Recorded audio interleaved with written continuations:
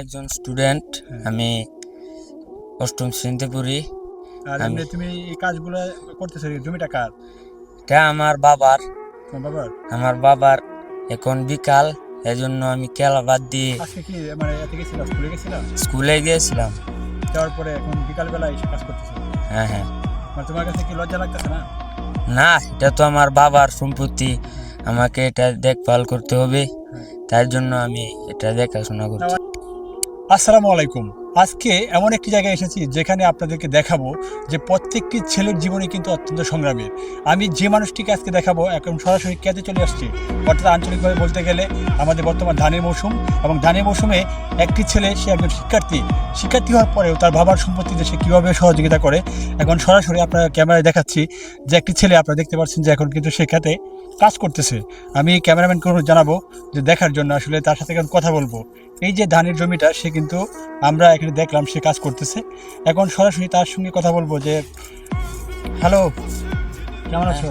ভালো আছি, ভালো আছেন? এই তো আলহামদুলিল্লাহ। তুমি কি মানে খেতে কাজ করতেছো? জি। মানে এমনি কি করো তুমি মূলত?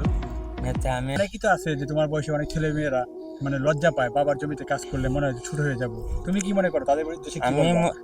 আমি মনে করি তারা নিজেকে বড়লোক ভাবে এরকম, কিন্তু আমি নিজেকে এটা ভাবি না। আমি এই যে আমার বাবার সব আমি দেখছি, মাঝে মাঝে আমার বাবার সাথে সাহায্য করি। তাহলে এটাই। তুমি কি, তোমার এটা ছোট মনে হয়? না, এটা আমার কাছে অনেক ভালো মনে হয়।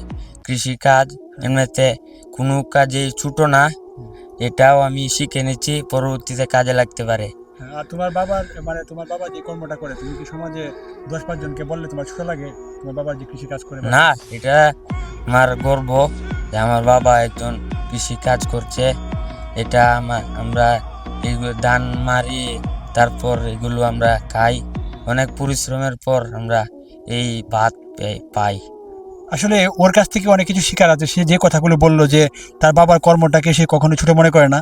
তার বাবার এখানে শুধু যে মানে ধানের ফলন করতেছে বিষয়টা এরকম না, তার বাবার কিন্তু আরও অনেকগুলো ফসল আছে। যেমন পাশে আমি একটা দেখাই, এই যে এইদিকে একটা কালাই বলে আর কি, আঞ্চলিকভাবে আমরা কালাই চাষ করছি এখানে। এটা আমরা প্রায় এখানে ভিডিও করতে আসি। এই কালাইটা কিন্তু তার সে দেখভাল করে, এবং তার কাছ থেকে এটাই অনুপ্রাণিত হলাম যে সে বলল যে কোনো কর্মই ছোট না। আর বাবার একজন কৃষক। আসলে আমাদের বাংলাদেশে প্রথম সেলুট পাওয়ার যোগ্য হচ্ছে কৃষক, কারণ কৃষকরা আমাদেরকে ধান মারায় দেয় বিদায় আমরা ঘরে কিন্তু আমাদের 2 বেলা ডাল মুঠো ভাত খেতে পারি। এই জন্য আমি প্রত্যেককে অনুরোধ জানাবো, আপনারা আশেপাশে যারা আছে, সে একজন স্টুডেন্ট, আমি নিজে যেহেতু একজন টিচার, আমি তাকে এটাই বলবো যে তুমি অনেক ভালো জায়গায় আছো, যে তোমার বাবার মানে সম্মান করো, আর তোমার জন্য অনেক দোয়া থাকবে। জি। ঠিক